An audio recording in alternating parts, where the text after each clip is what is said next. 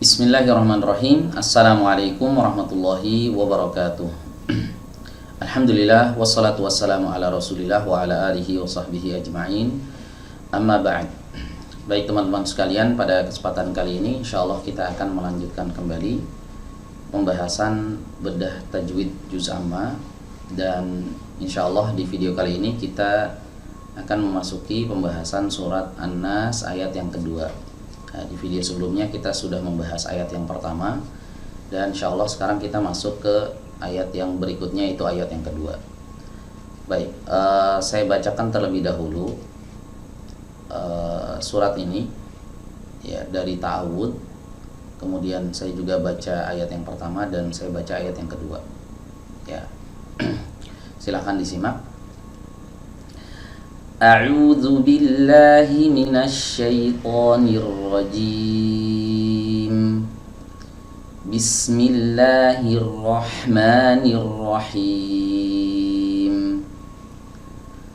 Qul a'udzu birabbin nas, malikin nas.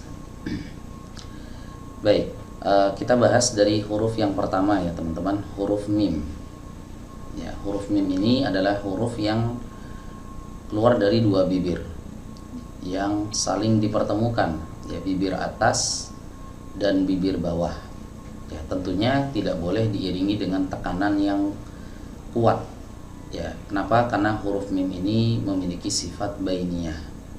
Jadi huruf-huruf yang memiliki sifat bainiyah itu tidak boleh diiringi dengan tekanan pada makhraj yang kuat. Ya, terkadang ada yang membaca huruf mim itu seperti ini, mulutnya itu ditekan kuat ya, bibirnya ma ya, atau ma. Nah, itu juga kurang tepat ya. Jadi yang betul ya sama seperti kita mengucapkan huruf M di dalam bahasa Indonesia, ma, mi, mu. Baik, kemudian huruf mim ini berharokat fathah. Ya, terkadang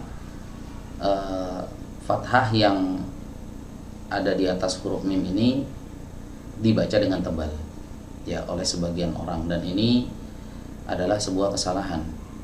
Ya, jadi bukan ma, tapi ma. Nah, jadi ditipiskan. Bukan juga dibaca dengan miring, melikin nes. Nah, ini berlebihan ya teman-teman, dan ini termasuk dari takalluf yang dilarang ya. Jadi cara membaca fathah yang tipis itu adalah dengan membuka mulut ya, membuka mulut sedang saja, dengan bukaan yang sedang, tidak boleh terlalu lebar ma ya. Apalagi sebagian kadang-kadang ada yang mengajarkan masukkan 3 jari gitu ya. Nah, ini berlebihan ya, atau 2 jari. Ini nggak ada ukurannya sebenarnya. Jadi buka aja dengan bukaan yang sedang, ma, jangan terlalu lebar ya, karena kalau terlalu lebar nanti akan berpotensi menyebabkan fathahnya terbaca dengan tebal, ma. Nah, ini ketebalan ya, ma. Nah, dibuka dengan bukaan sedang dan ditarik sedikit saja ke samping ya. Fungsi dari menarik sedikit ini adalah untuk menyempurnakan ketipisannya ya. Jadi tipis yang sempurna gitu ya, ma, bukan ma. Nah, bukan ditebalkan ya. Ini huruf mim. Berikutnya huruf lam ya. Huruf lam sebagaimana kita sudah ketahui, dia adalah huruf yang keluar dari sisi lidah atau tepi lidah atau pinggir lidah bagian depan ya. Jadi sisi, tepi, pinggir sama aja ya, itu cuma istilah aja ya. Intinya ada di sini teman-teman. Nah, ada di tepi lidah sini. Nah, tepi lidah bagian depan. Nah, kalau bagian belakangnya kan ini. Nah, ini bagian depan sampai ke muntahal hafah, ke sini sampai ke sebelahnya ya. Jadi yang melekat ke langit-langit bagian depan itu bukan hanya kepala lidahnya gitu, tapi disertai juga dengan sisinya, li, li, ya. Tapi hati-hati, hati-hati jangan sampai dibaca dengan tebal, li, li. Nah, karena memang kalau kita menyertakan tepi ini rawan, ya, lidah belakang diangkat, tapi bukan berarti kedua tepi lidahnya ini tidak digunakan, ya. Jadi kedua tepi lidahnya ini tetap digunakan dengan tetap menjaga bagian belakang lidah ini agar tetap rileks gitu, jangan diangkat karena akan menyebabkan dia menjadi tebal, ya. Mali, mali, li, bukan li, bukan ini, bukan kepalanya saja, tapi sisinya, ya, sisi lidah bagian depan ini dikenakan juga. Kan beda kalau saya pakai ujungnya aja atau kepala lidahnya aja, ini namanya roksul lisan yang bagian depan sini, kepalanya aja. Li. Nah, itu beda suaranya, ya. Terasanya juga beda. Jadi huruf lam ini bagian lidahnya yang melekat ke langit-langit bagian depan atau disebut juga dengan muqaddamul hanak itu lebih banyak, ya, daripada sekedar kita mengucapkan huruf L misalnya dalam bahasa Indonesia, ya.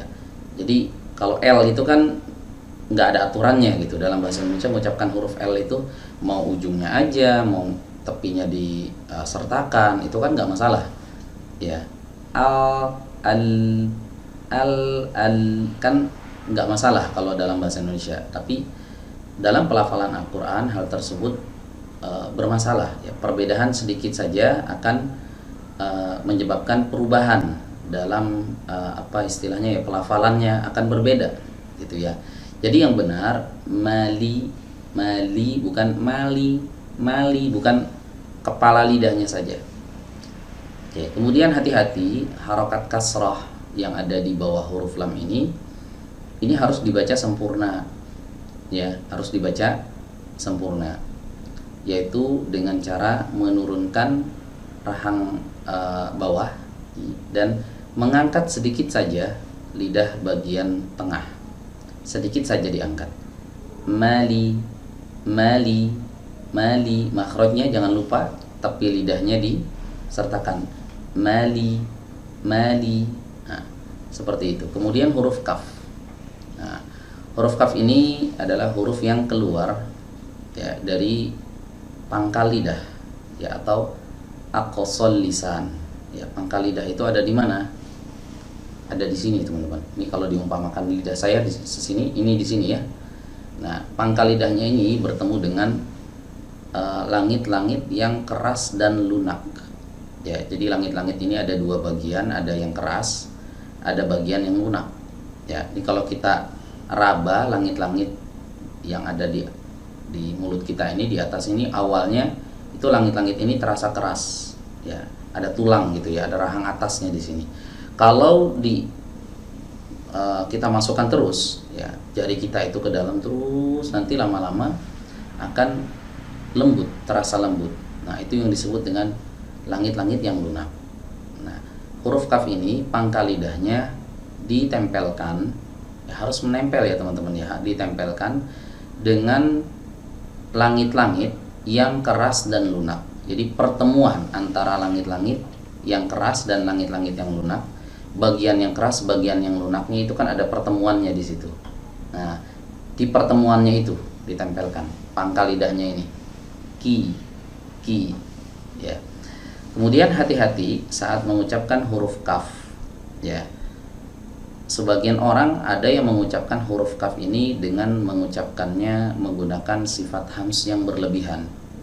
Malikin nas.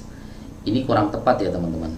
Jadi huruf kaf ini memang dia memiliki sifat hams, ya, dia memiliki sifat hams. Tapi hati-hati, selain sifat hams yang dimiliki oleh huruf kaf ini juga memiliki sifat yang namanya syiddah, ya. Jadi hams itu kan artinya udaranya mengalir gitu, ya, udaranya mengalir deras keluar, ya. Adapun syiddah ini suaranya tidak boleh dialirkan. Ya, jadi di sini seolah ada bentrokan ya, dalam tanda kutip, ada yang harus mengalir, ada yang tidak boleh dialirkan, gitu ya. Yang harus mengalir adalah nafasnya, yang tidak boleh dialirkan adalah suaranya. Maka di sini seolah ada tabrakan, mengalir tapi nggak mengalir begitu. Nah, dalam hal ini para ulama menyebutkan harus dilihat mana sifat yang lebih kuat. Itu yang harus didominankan dalam bacaan. Dan ternyata kata para ulama, sifat syiddah lebih kuat daripada sifat hams. Ya, sifat hams sifat lemah. Adapun sifat syiddah adalah sifat kuat. Ya, sehingga para ulama diantaranya adalah Al-Imam Ibnul Jazari rahimahullah, dalam Muqaddimah Al-Jazariyah beliau mengatakan wara'i syiddatan bikafin wa bita. Ya, perhatikanlah sifat syiddah pada huruf kaf dan juga huruf ta. Jadi kita fokusnya itu ke sifat syiddahnya teman-teman, bukan hamsnya. Ya, bukan hamsnya, tapi syiddahnya. Kenapa? Syiddah ini adalah sifat kuat. Ya, kalau mau diadu orang yang kuat dengan orang yang lemah, pasti menang yang kuat gitu kan.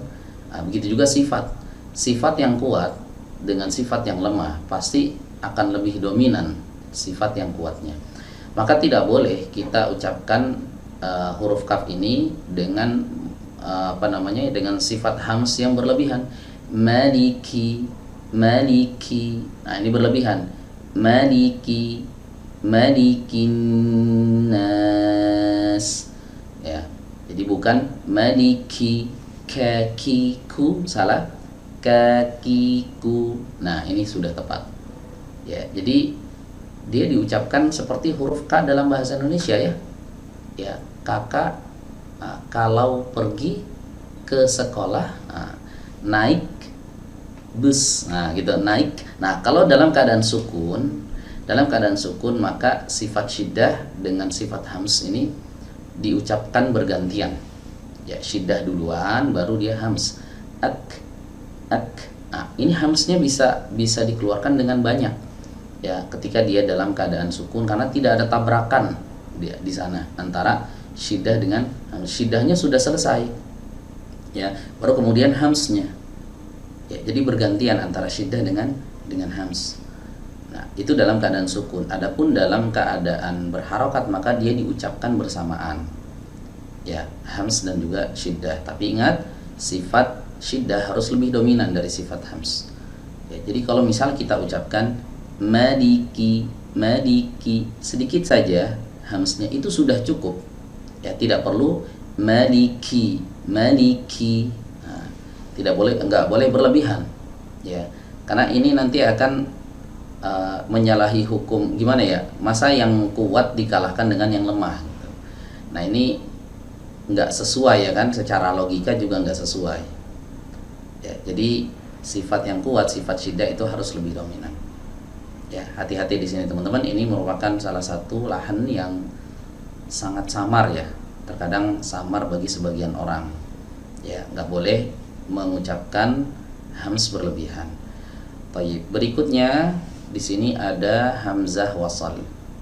Ya, hamzah wasal sebagaimana telah disampaikan sebelumnya bahwa ini adalah huruf yang ada pada penulisan tapi tidak ada pada pelafalan saat ia berada di tengah kalimat. Ya, jadi huruf hamzah wasal ini tergantung posisinya ada di mana gitu. Kalau berada di awal, maka dia dibaca. Ya, seperti ini teman-teman, misalnya di ayat yang kelima nih. Alladzi yuwaswisu fi sudurin nas, dibaca a. Tapi ketika dia di tengah seperti ini tidak dibaca, enggak maliki annas, tidak. Tapi malikin nas ini disebut dengan hamzah wasal. Nah, dalam Al-Qur'an hamzah wasal itu ditandai dengan ini namanya alamah ya, alamatul wasl atau ya ra'sus sad diistilahkan ya, ra'sus sad, kepala huruf sad. Ya, jadi tanda ini adalah kepala huruf sad. Asalnya huruf sad itu kan ada ekornya dibuang, tinggal kepalanya saja. Nah, ini disebut dengan hamzah wasal. Ingat, ketika huruf ini berada di tengah kalimat maka tidak dibaca. Berikutnya huruf lam. Ya, huruf lam ini juga tidak dibaca kalau setelahnya ada tasydid. Ya, setelahnya ada tasydid, huruf setelahnya bertasydid, maka huruf lam yang ada di sini tidak dibaca. Ini yang disebut oleh para ulama dengan hukum idgham syamsi. Ya, namanya idgham syamsi. Jadi langsung masuk ke huruf nun, malikin nas. Ya. Jadi langsung ke nun. Ya, tidak dibaca huruf lamnya. Baik, berikutnya huruf nun, makhrajnya ada di ujung lidah bertemu dengan gusi. Dan huruf nun ini ada dua bagian ya, ada dua bagian makhraj, ada bagian yang disempurnakan dan bagian yang menyempurnakan. Ya, para ulama mengistilahkannya dengan istilah an-nisful mukammal dan an-nisful mukammil. Jadi ada dua ya. An-nisful mukammal itu makhraj yang kita temui di kitab-kitab tajwid. Ya, kalau kita baca kitab-kitab tajwid, ya, nun itu ada di mana? Ujung lidah ketemu dengan gusi. Nah, itu makhraj mukammalnya atau an-nisful mukammalnya. Jadi itu baru setengah makhrajnya. Setengahnya lagi ada di al-khayshum. Nah, itu yang disebut dengan an-nisful mukammil. Ya. Jadi nun ini sebenarnya punya dua makhraj. Ya, makhraj pertama itu ada di ujung lidah bertemu dengan gusi, itu makhraj pertama. Kemudian makhraj yang kedua ada di rongga hidung. Ya, kalau teman-teman mau buktikan, silahkan aja ditutup hidungnya. Ya, tutup rapat. Malikin nas, ucapkan huruf nun di situ. Kalau bisa mengalir hebat. Ya, nggak akan bisa teman-teman. Kita coba ya. Malikin nas, nggak bisa. Malikin nas, ya, tidak akan bisa mengalir. Ya, kenapa? Karena setengah makhrajnya ada di sini. Ya, setengah makhrajnya ada di al-khayshum. Ini menunjukkan bahwa nun punya yang namanya aslul gunnah. Nah, huruf yang punya aslul gunnah kata para ulama, saat dia dalam keadaan musyaddad atau dalam keadaan bertasydid, maka dia harus ditahan, dialirkan. Nah, pertanyaan yang sering masuk ke kami, berapa harokat ditahannya? Nah, ini sering banget kami ditanya seperti berapa harokat huruf nun ditahan di sana. Malikin nas. Nah, baik. Pertama, pertanyaan berapa harokat panjang nun di sini? Ya, kalau yang dimaksud dengan madnya nas, ini namanya mad arid disukun, panjangnya adalah 246. Tapi kalau yang dimaksud ditahannya malikin, ditahannya itu berapa harokat, maka ini pertanyaan yang kurang tepat. Pertanyaannya salah. Ya, kenapa? Karena berapa harokat itu pertanyaan untuk menentukan panjangnya mad, panjangnya bacaan harokat a, i, u. Adapun ini tidak diukur dengan harokat. Ya, berapa harokat ya, nggak ada ukuran harokatnya, karena harokat itu ya, harokat itu satuan panjang untuk mad gitu, bukan untuk gunnah. Berapa harokat nih? Kayak mad tabi'i panjangnya 2 harokat. Ya, mad jaiz munfasil ya panjangnya 4 atau 5. Ya, menurut Tarik Syatibiyah ya. Mad arid disukun panjangnya berapa? Mad lazim ya panjangnya berapa? Berapa harokat? Nah, itu pertanyaan yang tepat. Tapi kalau gunnah yang ada di nun ini panjangnya berapa harokat? Nah, ini pertanyaan yang kurang tepat. Ya, jadi panjangnya yang ada di huruf nun ini berapa lama gitu, intinya ya, berapa lama dia ditahan. Nah, ini dikembalikan kepada proses talaki saat kita bertalaki kepada guru.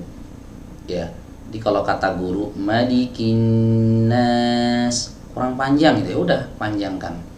Ya, tentunya dengan guru yang memang jelas ya sanad pembelajarannya. Itu jadi dia ditahan di sini, ditahan beberapa lama tahannya. Nah, mungkin kalau mau dikonversikan ke satuan harokat, ya seandainya mau dikonversikan, kita paksakan pakai satuan harokat, ya mungkin panjangnya sekitar 2 harokat lebih, ya. En-nya itu malikin nas, ya 2 harokat lebih, nggak 2 harokat pas, 2 harokat, 2 harokat lebih kalau mau dikonversikan ke harokat. Tapi ingat, ini tidak diukur dengan berapa harokatnya gitu ya. Ini berapa harokat, ini berapa harokat.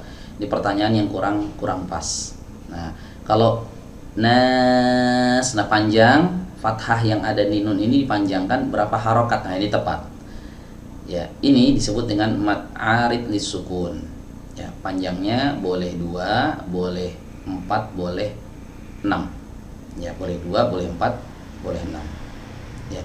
Dan hati-hati jangan sampai kita menebalkan alif yang ada di sini. Jangan malikin nos. Oh, ini tebal. Malikin nas. Nah, bukan no, bukan juga nes. Ya, nggak boleh terlalu miring. Ya. Oke.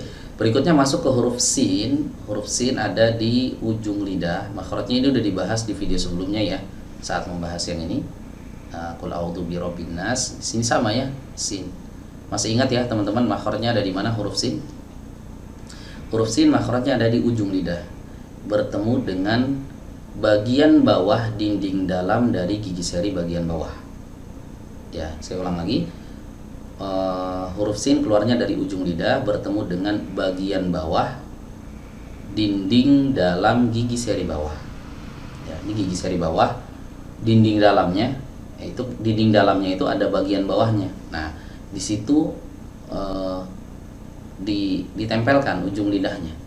Ya, malikin nas. Nah, sama seperti S dalam bahasa Indonesia ya. Ya, sama seperti kita katakan saya suka susu sapi segar. Nah, gitu ya. Sama seperti S dalam bahasa Indonesia. Ya. Sa, si, su, nas. Nah, dan hati-hati, huruf sin ini dia memiliki sifat rokhawah dan juga sofir. Jadi saat dia diwaqaf, kasih aliran sedikit. Ya, saat kita mewakaf saat kita mewakaf bacaan pada huruf sin, maka dikasih aliran sedikit. Malikin nas, ada sedikit ya, tapi nggak boleh berlebihan. Ya, nggak boleh berlebihan dan nggak boleh ditekan kuat juga ya, karena nanti akan mencacati sifat rokhawah dan juga hamsnya kalau ditekan terlalu kuat. Juga nanti akan memunculkan tasydid kalau ditekan kuat, apalagi dialirkan lebih panjang. Malikin nas. Nah, ini ada tasydidnya ya. Jadi yang benar malikin nas. Nah, itu ada. Jangan langsung diputus. Ada aliran nafas, ada aliran suara ya. Kemudian ada safir. Safir itu desis yang tajam, desis yang khas yang keluar dari celah kecil antara gigi seri atas dan gigi seri bawah. Ya, oke. Saya baca lagi ya teman-teman ya dari awal. Ya, silahkan disimak. Malikin nas. Ya, ingat tidak boleh ada ki, hams yang berlebihan. Maliki salah, yang benar malikin nas. Ya, bisa dipahami ya teman-teman ya. Baik, mungkin saya cukupkan sampai di sini untuk pembahasan surat An-Nas ayat yang kedua. Ya, insyaallah di video berikutnya kita akan masuk membahas surat An-Nas ayat yang ketiga. Ya, saya ucapkan selamat berlatih buat teman-teman yang sedang belajar. Ya, jangan lupa berdoa kepada Allah, semoga Allah Subhanahu wa taala mudahkan kita semuanya dalam mempelajari Al-Quran ini, dan kita juga berdoa kepada Allah semoga Al-Quran ini kelak yaumil qiyamah nanti menjadi syafaat untuk kita semuanya, sebagaimana sabda Rasulullah SAW, Iqra'ul Quran fa innahu ya'ti yaumal qiyamah syafi'an li ashabihi. Bacalah Al-Quran karena sungguhnya ia akan datang nanti pada hari kiamat akan memberikan syafaat untuk para ashabnya. Baik, demikian mungkin saya cukupkan sampai di sini. Kurang lebihnya mohon maaf jika ada kesalahan dalam penyampaian, dan buat teman-teman yang ingin bertanya, ingin berdiskusi, silakan langsung saja diskusikan atau tulis pertanyaannya di kolom komentar di bawah ini ya. Baik, mungkin kita cukupkan sampai di sini pertemuan kali ini, kurang lebihnya mohon maaf. Akhirul kalam, wassalamualaikum warahmatullahi wabarakatuh.